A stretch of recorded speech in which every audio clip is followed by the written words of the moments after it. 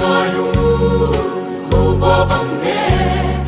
và lao khát xiang thu hồn ngài luôn nằm đờ lâu in cơn xuân ân ca thấy xiang cây u hồn theo linh la hồn theo cha ni cơn sung mơ mơ na ông khen bèo hồn hạt xiang in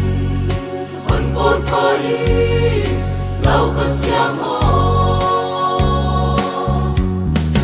hồn ngài luôn lao khát xiang thu câu tê sung a hồn sen na hoa gió na hoa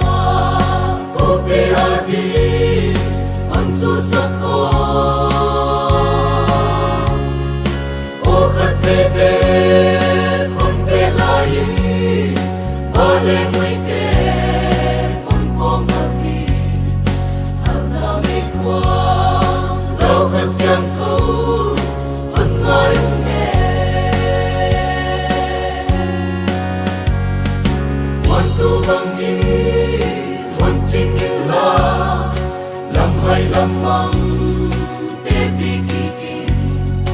kiều na san nha nói a ông tê hồn tan pha kỳ lung xiết xiêm thu leo ngoam lâu a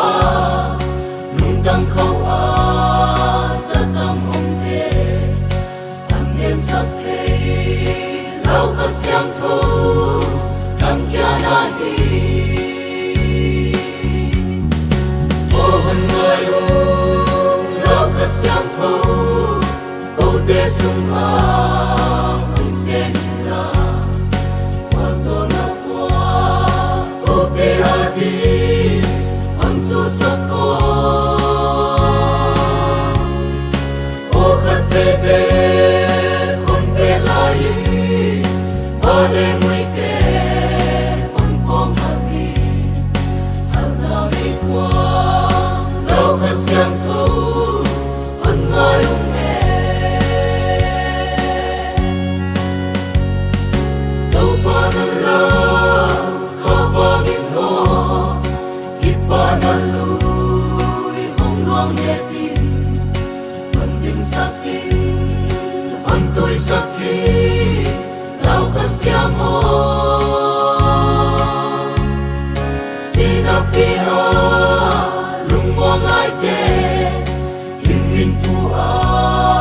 lung moang lai tê na ho tam na lung moang na kang ngai u e hồn ngài luôn lao khát xiang thu